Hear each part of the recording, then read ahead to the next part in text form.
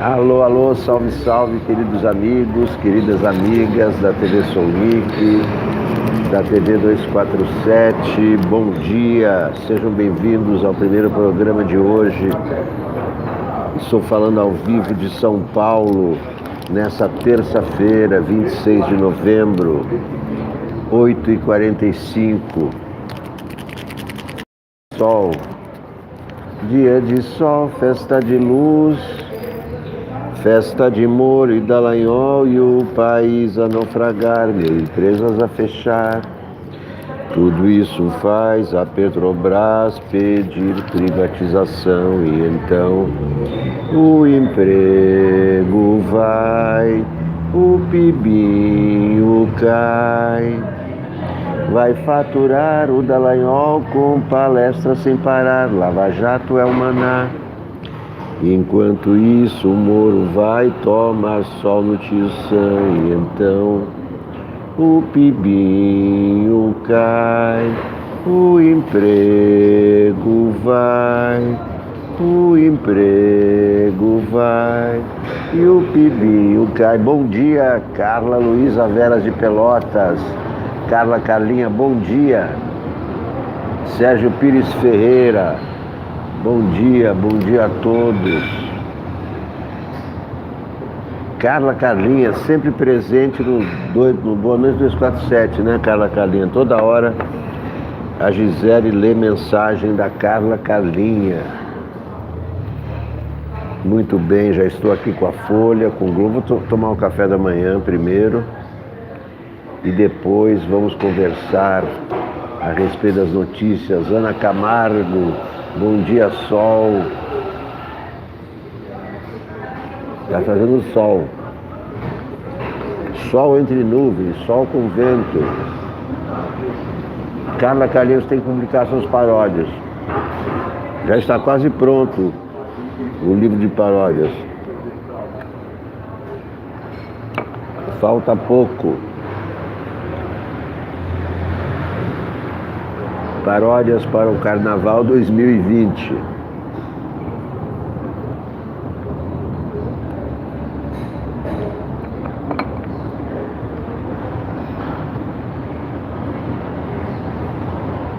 Maria Lima de Natal, bom dia Natal.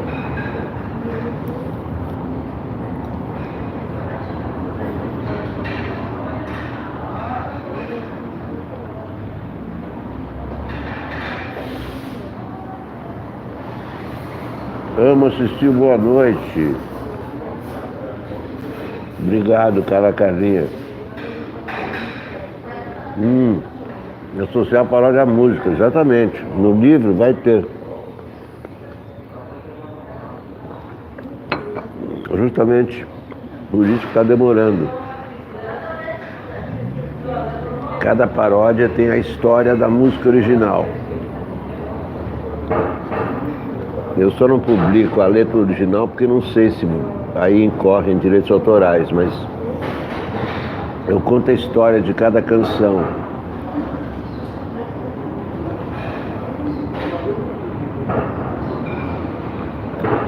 Estão perguntando aí o que pode acontecer se for provada a fraude. Vamos ver. Vamos ler aí. Sérgio Neres, eu vou ler daqui a pouco para vocês o que pode acontecer.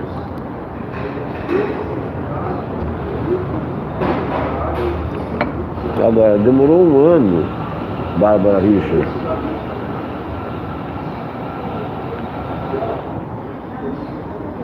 para chegar a essa conclusão, né? E não, nem é conclusão do TSE.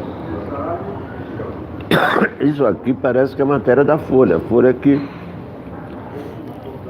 juntou essas notas e concluiu que 11 milhões de santinhos não foram declarados. Carlinha, o Paulo Guedes.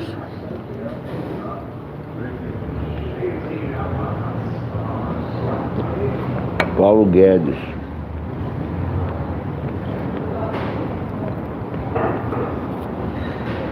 Paulo Guedes e o AI-5, eles estão brincando com fogo.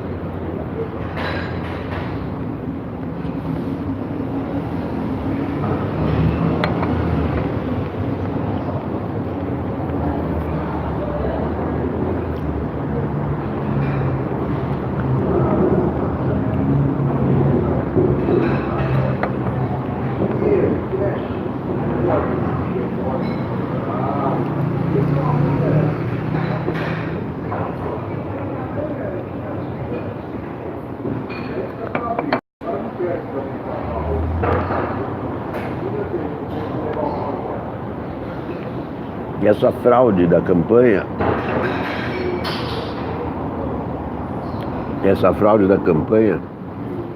foi detectada pela Folha. Olha aqui, análise de centenas de fiscais que integram a prestação de contas dos 27 diretórios estaduais do PSL mostra que a campanha presidencial de Jair Bolsonaro foi mais cara do que a declarada por ele à Justiça Eleitoral.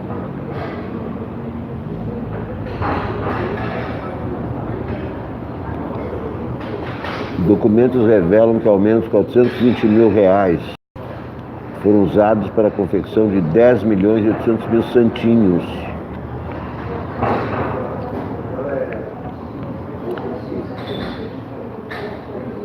O que não foi declarado é Caixa 2.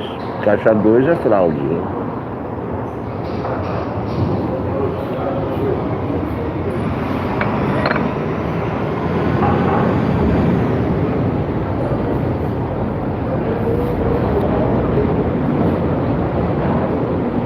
Agora, o que pode acontecer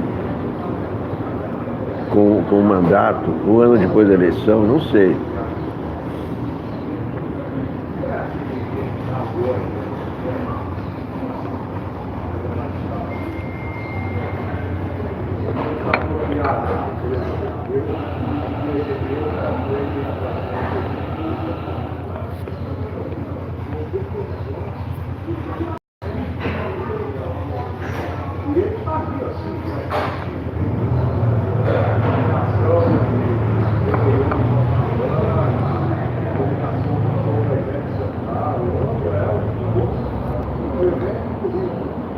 Agora, como é que isso aí passou pelo TSE, não se sabe. Como é que o TSE aprovou as contas do Bolsonaro com essas fraudes?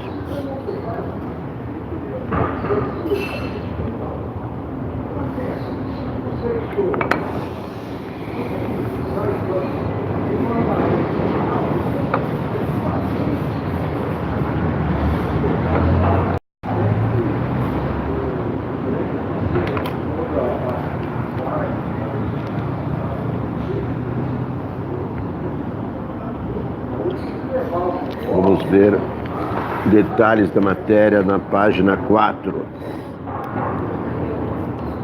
Aqui o Paulo Guedes falando de AI-5 como se fosse falar de almoço à la carte. Ele falou do AI-5 com uma tranquilidade ímpar, tranquilidade espantosa. Mas não dá para decretar AI-5 sem ditadura.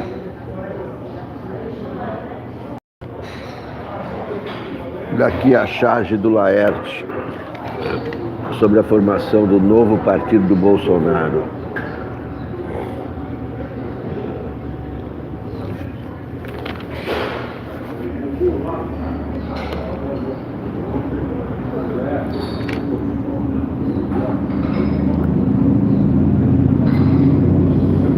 Rápido privilégio negro, escreve Ranier Bragon. Nos meus tempos de mocidade, nenhum fracasso era maior do que o sábado à noite à frente da TV. O tom azulado na face simbolizava toda a insignificância de não ter nenhuma vida para viver fora de casa. Neste sábado, porém, o rapaz e a mocinha, que talvez possam ter se sentido como eu, tiveram um alento. Durante muito tempo, produziu-se humor esculhambando diferente. O negro é claro. O Zorra Total, de sábado, da TV Globo, deu um exemplo de como o combate ao racismo, coisa muito séria, pode ser feito com humor de qualidade. Isso na Semana da Consciência Negra, marcada pela encenação do deputado Coronel Qualquer Coisa, rasgando a charge sobre o morticínio de pretos e pobres pela polícia. No humorístico da TV, dois brancos papeiam em um bar. Se pudesse, eu nasceria negro. Hoje em dia tá moleza pros caras, diz um. É cota, é dia da consciência negra. Quero saber quando é que vai ter o dia da consciência branca, responde o outro. Ocasião em que o garçom negro dá início ao rápido privilégio negro. Como de não gastar com táxi, porque ele passa direto. de se sentir protegido por ser monitorado nos shoppings pela segurança, de receber mesuras do guarda do banco já na porta giratória, de ser símbolo da meritocracia quando vira juiz ou médico, de não ser exatamente bonita, mas exótica, e de por fim ver o orgulho de brancos em até ter um amigo como eu. Os fofinhos do centro antipolarizante certamente verão só mais uma polêmica entre radicais e defenderão meio termo.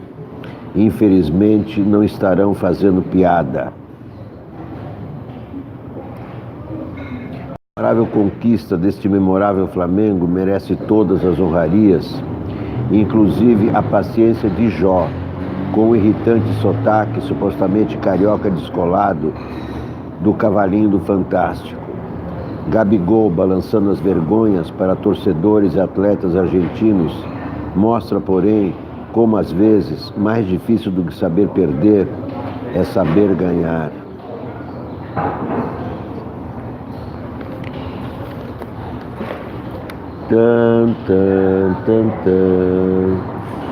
Em defesa do Estado Democrático de Direito, escreve Ricardo Lewandowski, ministro Ricardo Lewandowski, escreve na Folha. Vocês querem ouvir? Deixa eu ver as mensagens. Viva América Latina, Fernando Nascimento. Black Friday, essa semana, a última batalha de Napoleão por apenas R$5. Comprem antes que acabe. Maria Lima, bom dia. Ricardo Soares de Carvalho, bom dia. Marco Schneider, was machst? Gitiontes, bom dia. Tânia Isabel Andrzejewski.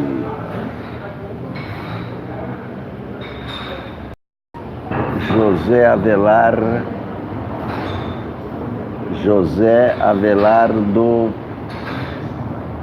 não entendi o nome.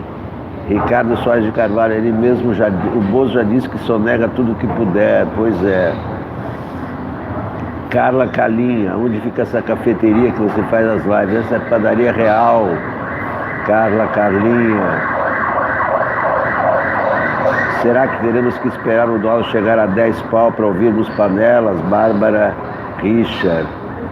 Não vai chegar a 10 pau. Paula, não quero apagar ninguém, meu Deus.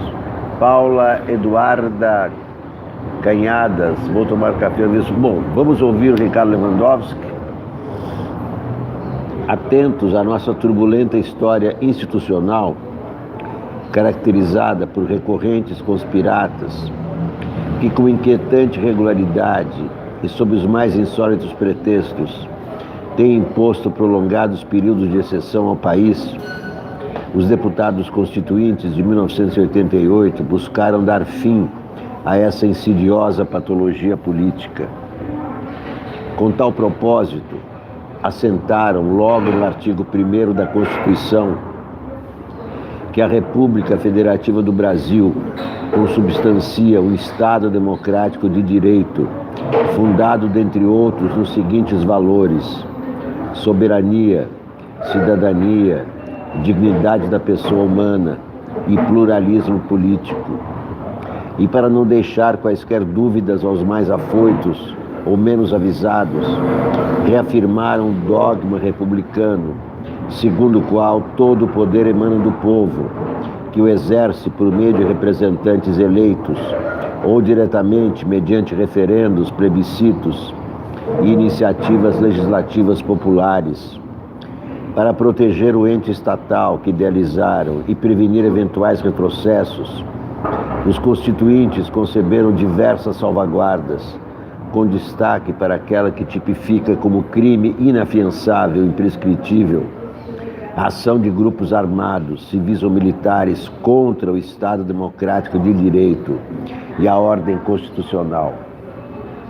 Estabeleceram ainda que a tortura, flagelo inerente a todos os regimes autoritários, constitui infração penal insuscetível de graça ou anistia, respondendo por ela os mandantes, os executores e os que, podendo evitá-las, se omitirem. Tais ilícitos, sancionados com rigorosas penas, mesmo em sua forma tentada, estão definidos na legislação ordinária, inclusive na draconiana Lei de Segurança Nacional de 1983, a qual, apesar de promulgada sob a égide da Constituição decaída, foi recepcionada pela vigente Carta Magna naquilo que com ela não conflite. Isso significa que os autores, diretos ou mediatos, desses seríssimos crimes, embora passados anos ou décadas, uma vez restaurada a normalidade institucional, podem ser levados às barras dos tribunais, de nada valendo alegar ignorância ou cumprimento de ordens superiores. Essas escusas já não são mais aceitas depois do julgamento de Nuremberg na Alemanha, ocorridos em meados do século passado, que resultaram na condenação de vários criminosos de guerra e após a difusão da teoria alemã do domínio do fato, cujo emprego permitiu a responsabilização de diversos autocratas contemporâneos por cortes locais e internacionais. Nem se imagine que a intervenção federal, o emprego das Forças Armadas em operações para a garantia da lei e da ordem, ou a decretação do estado de defesa de sítio, estes concebidos para enfrentar graves comoções internas, calamidades públicas de grandes proporções e agressões armadas externas, dentre outras crises, podem prestar-se a sufocar franquias democráticas. É que tais medidas extremas não só estão estritamente balizadas no texto constitucional, como também se encontram submetidas ao controle parlamentar e judiciário quanto à legalidade, razoabilidade, proporcionalidade, demarcação espacial e limitação temporal. Além disso, o chefe do executivo, responsável por sua decretação, sujeita-se a processo de impeachment, caso venha a atentar contra o exercício dos direitos políticos e individuais ou sociais, extrapolando os rigorosos parâmetros que norteiam a atuação presidencial naquelas situações.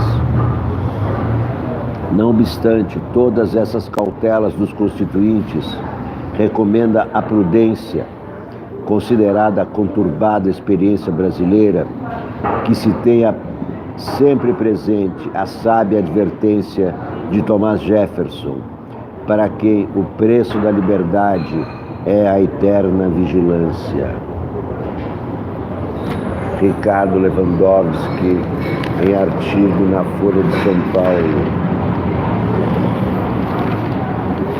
Vamos ver agora a questão dos santinhos não declarados. 11 milhões de santinhos não foram declarados. Matéria é de Ranier Bragon e Camila Matoso. Análise de centenas de notas fiscais que integram a prestação de contas eleitorais dos 27 diretórios estaduais do PSL mostra que a campanha presidencial de Bolsonaro foi mais cara do que o declarado, além de ter sido financiada em parte por dinheiro público, o que ele sempre negou ter usado. Campanha de fake news, campanha mentirosa e campanha fraudulenta. Os documentos revelam que ao menos 420 mil reais, parte dos quais dinheiro público de fundo eleitoral, foram usados para a confecção de 10 milhões e 800 mil santinhos, adesivos, panfletos e outros materiais para a campanha de Bolsonaro, isoladamente ou em conjunto com outros candidatos do PSL. O número pode ser maior, já que em algumas situações as notas fiscais listam o material eleitoral produzido sem especificar quais candidatos foram beneficiados.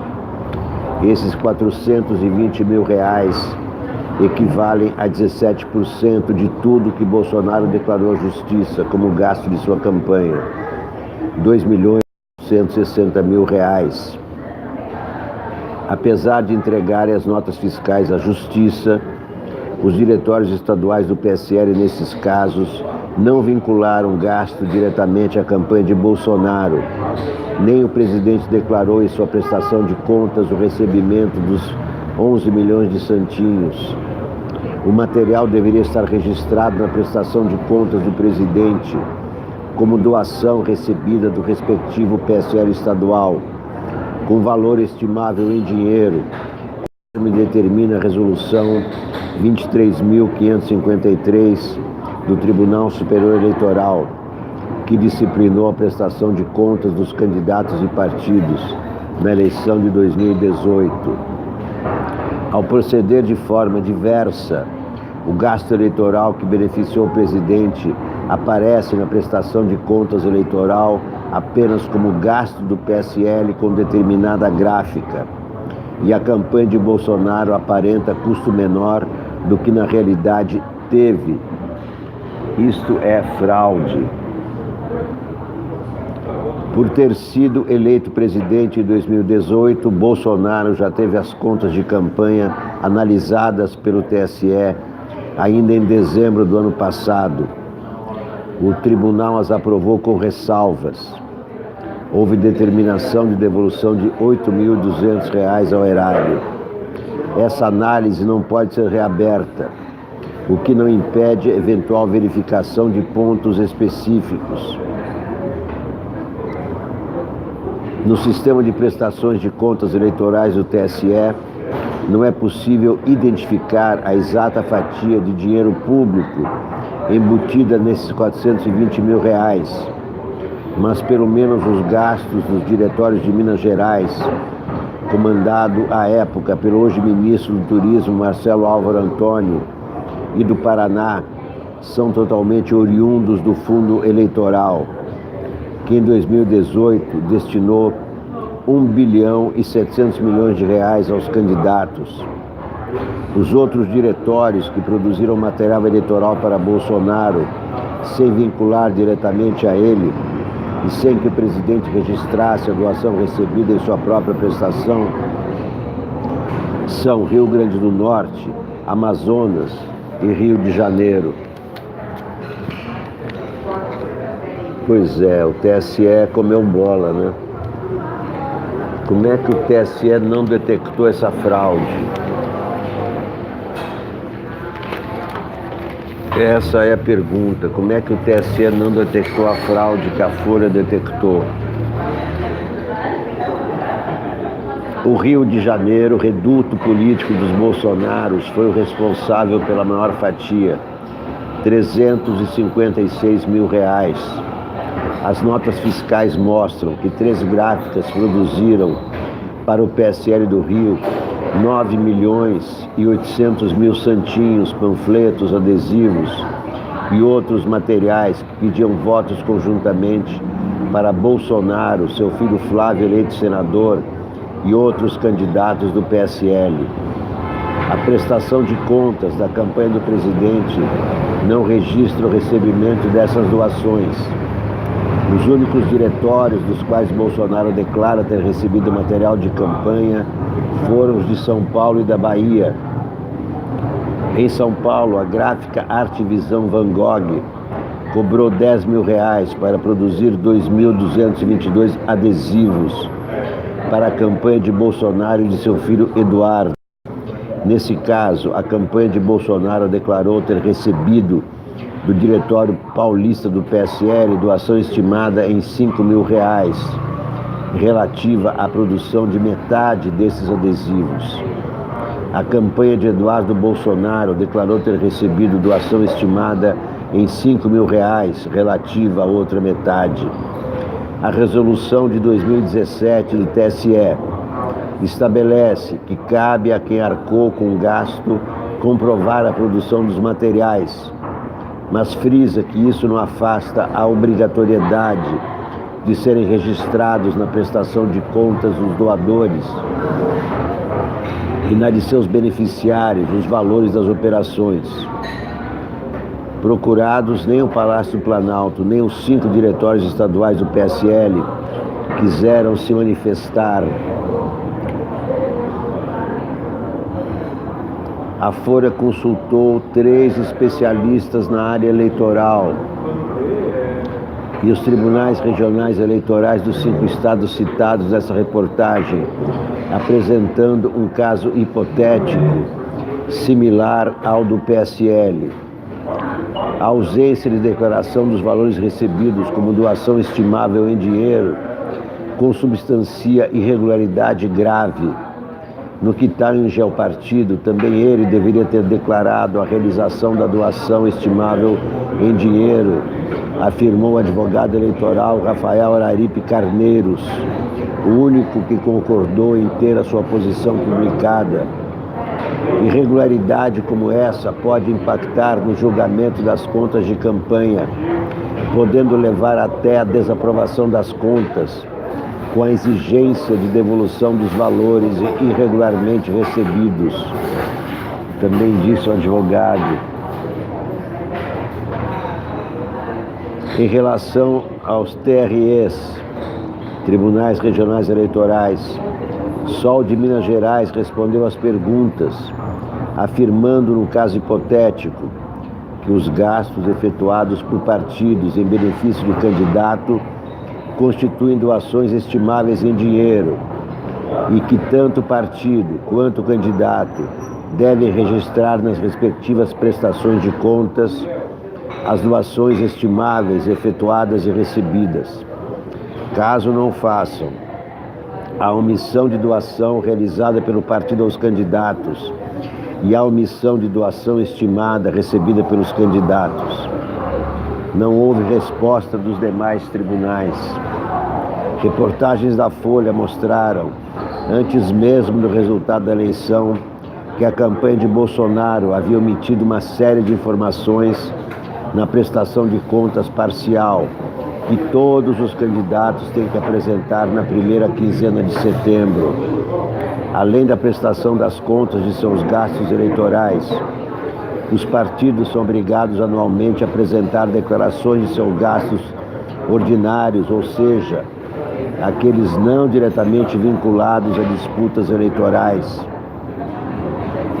Nesse segundo caso, reportagem do site Vortex mostrou que o PSL bancou, sem declarar à Justiça Eleitoral como despesas de campanha, pelo menos R$915 mil de gastos com Bolsonaro na corrida presidencial. Esse dinheiro, de acordo com a reportagem, foi repassado a 5 empresas que relataram ter trabalhado para a campanha dele. Folha de São Paulo descobriu fraude na campanha de Bolsonaro que o TSE não descobriu.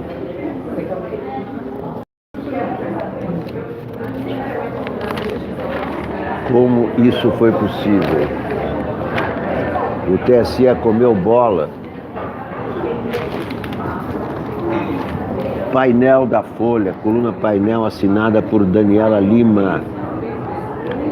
Lula e sinais aliados de que não vai descer o sarrafo de seu discurso contra o governo Bolsonaro, contrariando a expectativa de integrantes de outros partidos de oposição e do próprio PT. O petista disse a parlamentares que não é possível ter condescendência com os atuais ocupantes do Planalto. Um amigo do ex-presidente avalia que os que esperam outra atitude dele, que não essa, desconhecem sua natureza política. A polarização, explica, está no DNA do PT desde a sua fundação. Há dentro da própria sigla quem pregue uma mudança no eixo de atuação para uma chave mais propositiva, com o intuito de furar a bolha dos que já simpatizam com a legenda. Mas o piso do discurso que será adotado por Lula foi dado neste fim de semana no Congresso do PT. Integrantes do partido dizem enxergar uma evolução no tom do ex-presidente desde a primeira fala, feita sob a emoção da saída da carceragem de Curitiba, quando Lula classificou a atual gestão como um governo de destruição do país, dos direitos, da liberdade e até da civilização.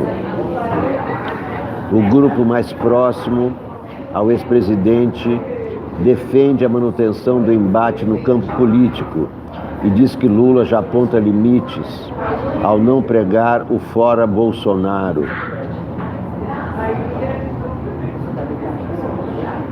Comentando e cantando e seguindo a eleição, somos todos iguais, esquerdistas ou não. Comentando e cantando e seguindo a eleição, aprendendo e ensinando o novo refrão. Fora Bolsonaro, esperar não tem porquê, já está na sua hora, é melhor para você. Fora Bolsonaro, esperar não tem porquê, chegou a sua hora, vai embora seu mané. Então o Lula não é favorável ao fora Bolsonaro, mas é favorável a fustigar o governo Bolsonaro. Vamos ver o que acontece na Folha Ilustrada. Deixa eu ver os comentários. Estou esquecendo os comentários. Onde fica essa cafeteria já foi.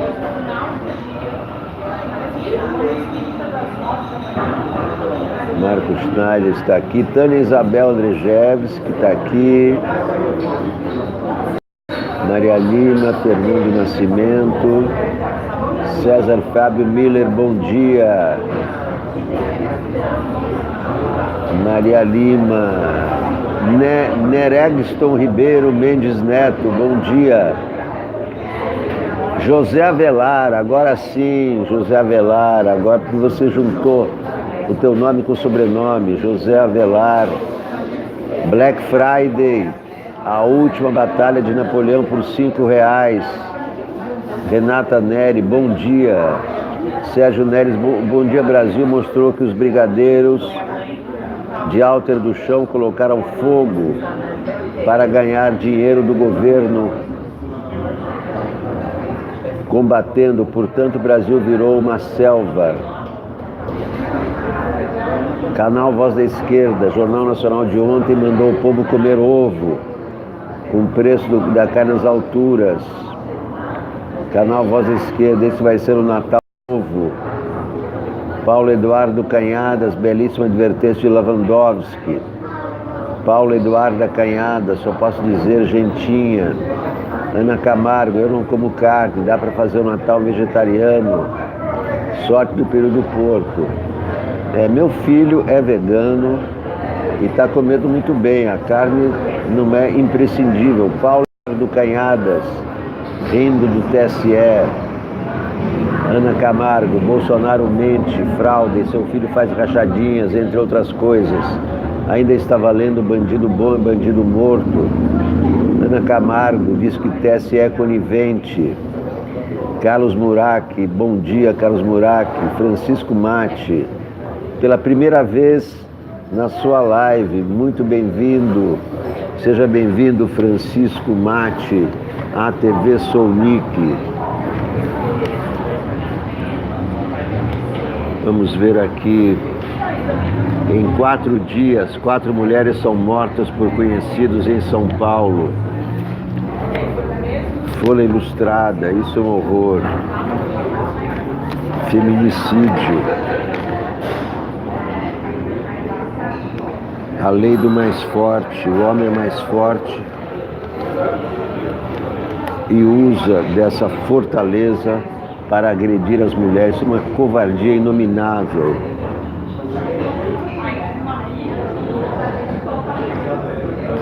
Aqui na última página ilustrada, o artigo de João Pereira Coutinho. De vez em quando, nas minhas aulas de História Contemporânea, pergunto aos alunos: alguém sabe qual era a porcentagem de judeus na totalidade da população alemã quando Hitler subiu ao poder? Começam os palpites. 25%, 50%, 70%. Dou uma ajuda e avanço com números. Falamos de 572 mil pessoas. Mais coisa, menos coisa. Mesmo assim, as cifras continuam estratosféricas. 20%, 15%, quando revelo que a porcentagem era de 0,8%, o espanto da moçada é tangível. Entendo esse espanto. Se nós ficarmos apenas pelos delírios antissemitas da época, os judeus dominavam governos, negócios, mercados financeiros, indústrias de guerra, etc., até acreditamos que eles eram majoritários. Não eram. Em 1933, só na Polônia, 10%, ou na Hungria, 5%, a população judaica se elevava um pouco acima da insignificância. Os judeus eram uma gota no oceano europeu. O antissemitismo da década de 30 era apenas mais um capítulo de uma história antiga. Uma história que, segundo o historiador Paul Johnson, em ensaio clássico sobre o tema, The Anti-Semitic Disease, começa em Alexandria, no século III a.C., e que foi sempre adquirindo novas camadas e feições até os nossos dias. De assassinos de Cristo, a raça inferior e impura, sem esquecer a acusação coletiva que hoje paira sobre todos os judeus quando o assunto é Israel, até sobre os antisionistas. Estamos sempre na presença de uma doença intelectual, na definição de Johnson. Barulho aumentando aqui na padaria com a chegada de novos clientes. É uma doença que existe e persiste, sem haver nenhuma razão palpável que a justifique. Ainda nas palavras do historiador, a história do antissemitismo é um dicionário de non sequuturs e antônimos, ou seja, meros devaneios ou preconceitos que se anulam mutuamente. Exemplifica Johnson: os judeus estão sempre a exibir-se. Eles são herméticos e sigilosos. Eles não se integram. Eles integram-se bem demais. Eles são demasiado religiosos. Eles são demasiado materialistas e uma ameaça para a religião. Eles são incultos, ou eles têm demasiada cultura. Eles evitam trabalho manual. Eles trabalham em demasia. Eles são avarentos. Eles são gastadores. Eles são capitalistas incorrigíveis. Eles são comunistas natos. Lembrei tudo isso quando lia o mais recente estudo da Anti-Defamation League sobre a presença de antissemitismo no mundo. A ADL confrontou 18 países, inclusive o Brasil, com 11 proposições clássicas do antissemitismo soft e hard. Na primeira categoria estão afirmações aparentemente anódinas de que os judeus se acham melhores do que os outros, ou, em alternativa, de que só se preocupam com os seus. Na segunda categoria está, mais uma vez, a litania da dominação judaica global, da política mídia, da economia e indústria de guerra. A moda agora é dizer que os judeus é que dominam os Estados Unidos. E é por isso que Trump apoia Israel, porque os judeus obrigam Trump, obrigam a maior potência do mundo a apoiar Israel. São os judeus. Só uma das asserções seria impensável em 1933, a de que os judeus falam demasiado do Holocausto. Em 1933, lógico, esse Holocausto ainda estava em preparação. Os resultados são tristes e, à sua maneira, banais, porque o antissemitismo virou banalidade. 24% dos europeus adultos continuam a navegar essas águas infectas. Isso na Europa Ocidental. Quando viajamos para leste, o número sobe para 34%. Mas é sobretudo quando olhamos para alguns países da região, a Polônia, a Hungria, que o retrato adquire cores sinistras. Na Polônia, o antissemitismo conquista 48% da população adulta. Na Hungria, 42%. Isso não é de agora. Há 60 anos, quando eu morei na Polônia, os meninos da rua me apontavam como judeu. Isso em 1958. E quando olhamos para as respostas dos inquiridos, parece que poloneses e húngaros são particularmente sensíveis ao tema do Holocausto. Para eles, os judeus dedicam demasiada atenção ao assunto, o que permite conjecturar que, se o Holocausto fosse esquecido, talvez o mundo se esquecesse também do papel que poloneses e húngaros gentios tiveram no processo. E o Brasil? Poucas razões para festejar, bom povo. A situação é semelhante à Europa. 25% partilham opiniões antissemitas. Pode parecer pouco, sobretudo quando olhamos para a vizinha Argentina. 30%, uma surpresa para mim. É claro, para onde foram grande parte dos nazistas, foram para a Argentina, depois da Segunda Guerra. Mas é um crescimento de 9% quando comparamos os resultados de 2019 com uma enquete anterior de 2014. O que explica essa subida? Responda você, leitor. Comecei com uma pergunta, termino com outra. Qual a porcentagem de judeus na população total europeia em 2019? Não perca tempo, eu respondo já. Uma estimativa realista não ultrapassa os 0,2%. Saber que um em cada quatro europeus acredita que 0,2% da população controla as alavancas do poder é a prova ativa de que a doença antissemita sobreviveu a 1945.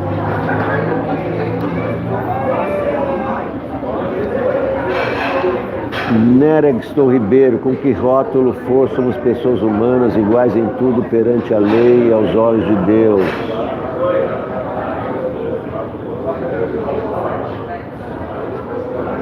Carlos Murak, sobrinho do cantor Naldo, é um dos mortos pela ação da PM no Rio de Janeiro. Matina BR, bom dia, o Moro é um juiz sem moral, cadê o Queiroz? Quem mandou matar Marielle? Moro, um juiz sem moral, que absolve os seus e condena sem ter certeza. Mas que torpeza em seu governo, tem general, tem Laranjal, celebrando coluna da Mônica Bergamo. Aqui está Marta Suplicy com Fernando Haddad. Marta Suplicy, Fernando Haddad, está aqui, ó.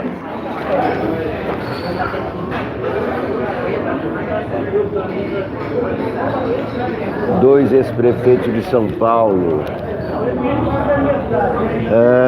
Marta Suplicy e Fernando Haddad se reencontraram pela primeira vez em público depois do rompimento dela com o PT, ao lado do ex-governador Márcio França e do deputado Marcelo Freixo e da escritora Antônia Pellegrino, em jantar em homenagem aos juristas Celso Antônio Bandeira de Mello e Veida Zancaner. O evento ocorreu domingo.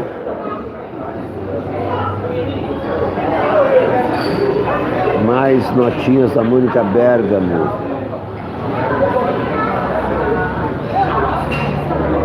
Tan, tan, tan, tan, tan, tan, tan, tan, tan,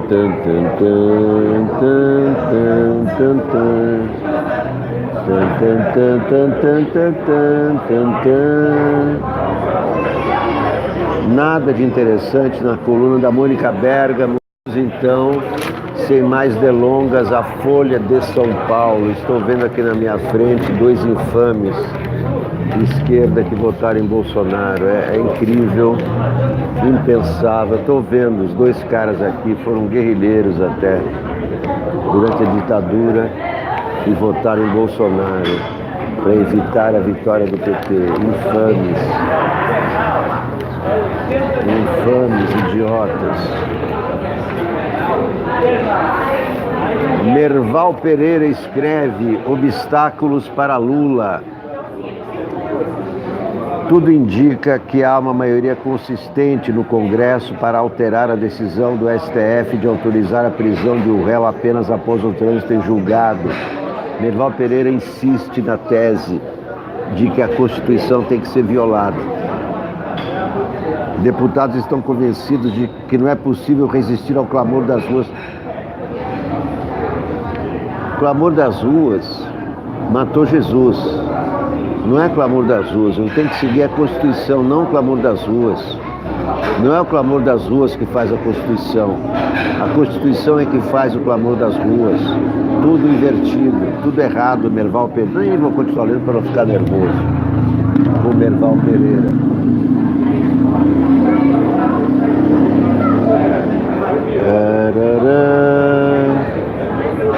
Carlos Andreasa escreve sobre o Flamengo. Uma vez Flamengo, sempre Flamengo.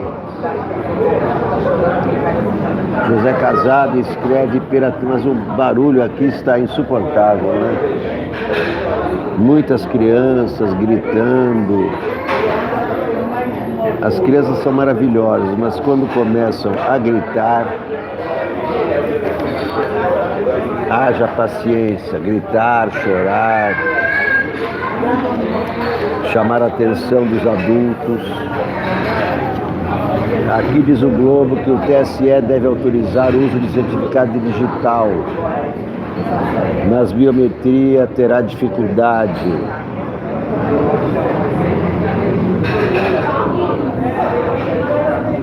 O presidente tem prazo apertado para a sigla para 2020, escreve o Globo. Para que o partido Aliança pelo Brasil seja criado a tempo de participar das eleições de 2020, os fundadores precisam correr contra o tempo. Precisa de 491 mil assinaturas, distribuídas em 9 estados, organizados em formulários que devem ser posteriormente levados a cartórios eleitorais em todo o país. Além disso, mesmo que seja possível coletá-las de forma eletrônica, os processos de homologação de novas siglas no TSE costumam se arrastar. Se começar a recolher assinaturas hoje, o Aliança pelo Brasil tem pouco mais de 120 dias para finalizar o processo, até o mês de abril. Este é o prazo máximo previsto pela lei eleitoral, que estabelece que o partido deve estar em funcionamento até 6 meses antes da eleição. Nas regras atuais, o caso mais rápido de criação de um partido político foi do PSD. Levou 200 dias. Outro fator que deve atrasar a criação do partido são os prazos para o regime definitivo por lei. O partido tem um prazo de 2 anos para recolher as assinaturas necessárias e dar entrada no pedido de homologação junto ao TSE. A análise do pedido costuma demorar. A Unidade Popular, um dos 4 partidos com registro em tramitação atualmente no TSE, iniciou o processo de recolhimento de assinaturas em agosto de 2016. O Partido Nacional Corintiano, outra legenda na etapa final do processo. Será que o Brasil vai ter o Partido Nacional Corintiano? Legenda na etapa final do processo de fundação, recolhe assinaturas desde 2014 e deu entrada no pedido de homologação no fim de 2018. Seu caso, porém, ainda não foi levado ao plenário do TSE. Partido Nacional Corintiano, meu Deus do céu.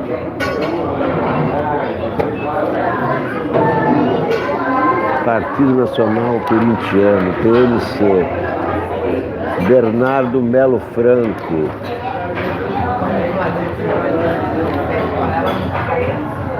Bernardo Melo Franco, meu colunista favorito. Que barulhão hoje aqui na padaria. Não está atrapalhando vocês? Estão ouvindo direito? Matina BR. Jali, sobrinho do cantor Naldo Jali. Negerston Jali, Marco Schneider. Somos poucos em Paraty. Supondo que não saibam, não se importem conosco. É bom assim. Florentino Gutierrez Prieto, bom dia. Rita Staquera, bom dia. Black Friday, a última batalha de Napoleão, apenas R$5 essa semana até sexta-feira. Aproveitem, comprem antes que acabe. Bernardo Melo Franco, risco de mais violência no campo. Não basta entregar o INCRA aos ruralistas e paralisar a reforma agrária. Agora, Jair Bolsonaro quer usar os militares para despejar famílias sem terra. Ontem o presidente anunciou a criação da GLO Rural.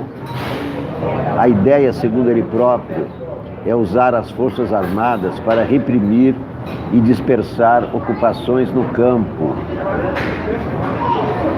As operações de garantia da lei e da ordem podem ser convocadas em situações de emergência, como greves das PMs. Por lei, só devem ser usadas de forma episódica, em área previamente estabelecida e por tempo limitado. A regra foi sancionada em 1999 por Fernando Henrique Cardoso. O texto frisa que as tropas só devem ser empregadas após esgotados os instrumentos destinados à preservação da ordem pública. O motivo é simples: as Forças Armadas são treinadas para a guerra, não para as atividades de segurança pública. Pelo plano de Bolsonaro, os militares passariam a ser acionados para cumprir ordens de reintegração de posse, com blindagem contra eventuais processos. É chegar e tirar o cara da propriedade, afirmou Bolsonaro. Ao anunciar a proposta, ele deixou claro que não está preocupado em evitar confrontos. Não é uma ação social chegar com flores na mão, é chegar preparado para acabar com a bagunça, disse, antes de atacar o MST e chamar sem terras de marginais. Reintegrações de posse são operações complexas que exigem prudência e negociação. O Estado deve ter responsabilidade com as famílias assentadas, que em muitos casos já enfrentam ameaças de jagunços a serviço de fazendeiros. Bolsonaro não disfarça que tem lado nos conflitos pela terra. Ele entregou a Secretaria de Assuntos Fundiários a Naban Garcia, chefão da UDR. É um personagem truculento que já foi associado a milícias rurais no Pontal do Paranapanema. Em agosto, o presidente prometeu indulto aos policiais condenados por matar 19 trabalhadores no massacre do Eldorado de Carajás, em 1996. Com a proposta de ontem, ele arrisca envolver os militares em novos casos de derramamento de sangue.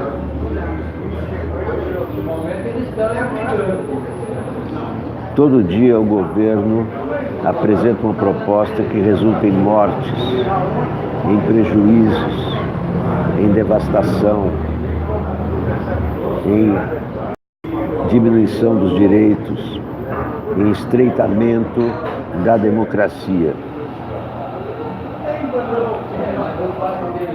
Maia, a Câmara já se decidiu sobre segunda instância.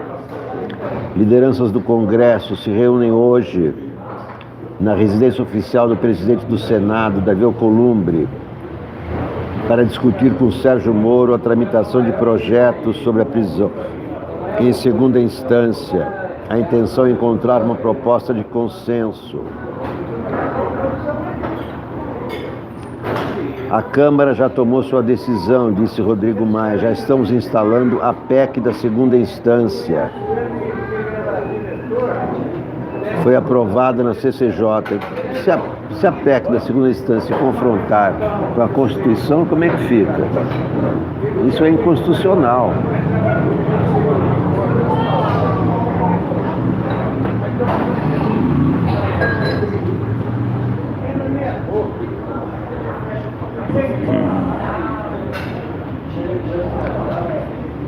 Maia defendeu a reunião. Nós entendemos que a PEC, mexendo no artigo 5º, era inconstitucional. Entendemos que qualquer mudança no 283, o risco de inconstitucionalidade é muito grande. Nós fomos por um outro caminho. Não tem briga por protagonismo, afirmou Maia, que disse não haver disputa por protagonismo entre Câmara e Senado.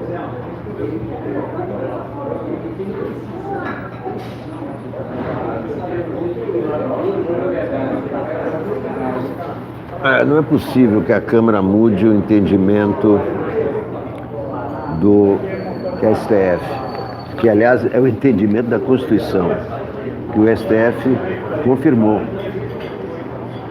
E a Câmara vai no caminho oposto. Dória defende chapa com Bruno Covas e Joyce em São Paulo. O governador de São Paulo, João Dória, defendeu ontem pela primeira vez uma chapa entre o prefeito Bruno Covas e a deputada Joyce Hasselmann. Em viagem pela Califórnia, Dória disse que quanto mais próximos estiverem, melhor para ambos. Já no domingo, a ex-senadora Marta Suplicy disse que diante da situação do país, classificada por ela como muito perigosa por causa das pautas do governo Bolsonaro, está disposta a fazer o que for necessário para tirar do papel uma frente ampla de oposição.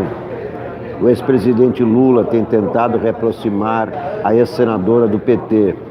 Ela seria um nome para a disputa pela prefeitura paulista.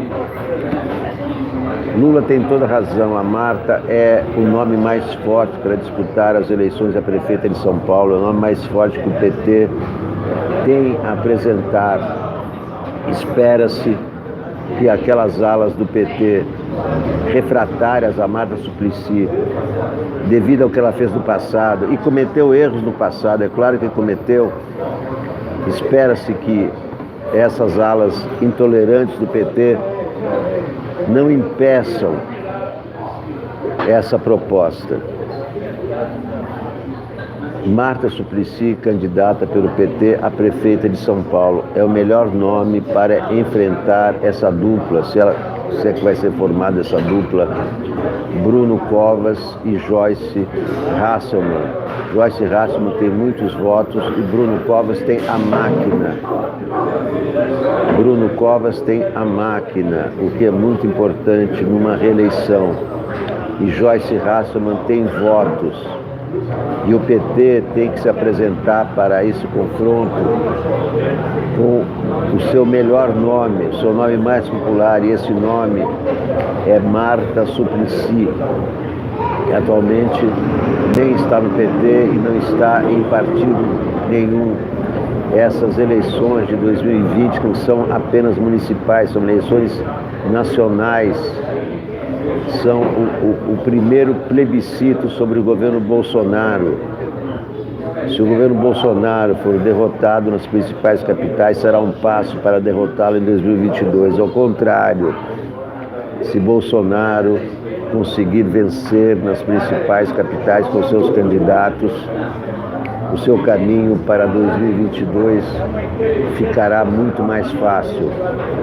E ele é um candidato muito forte em 2022. Primeiro porque não respeita as regras, não tem nenhuma preocupação com ética.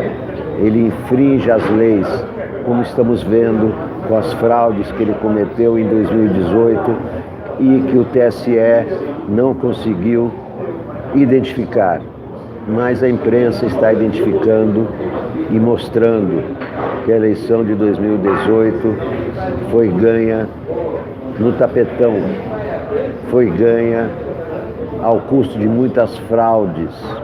Márcia Gonçalves apoia a candidatura de Márcio Suplicy. Vamos fazer uma pequena pesquisa aqui. Quem de vocês acha bom a Suplicy concorrer à prefeitura pelo PT em 2020? Vamos ver rapidinho uma pesquisa aqui na TV Sounic. Quem de vocês, além da Márcia Gonçalves, apoia a candidatura de Marta Suplicy? Dou-lhe uma, dou-lhe duas, dou-lhe três. Ai, que estupidez que você fez. Eu não, diz Leia. César Fábio Miller diz ok. Um voto sim, um voto não. Quem mais quer dar a sua opinião sobre Marta, candidata a prefeita de São Paulo no ano que vem? Ai, que estupidez que você fez, eleitor no ano passado. Cléo Grigoli, eu não apoia. O Theo apoia. Maria Rezende Moraes, Marta sim.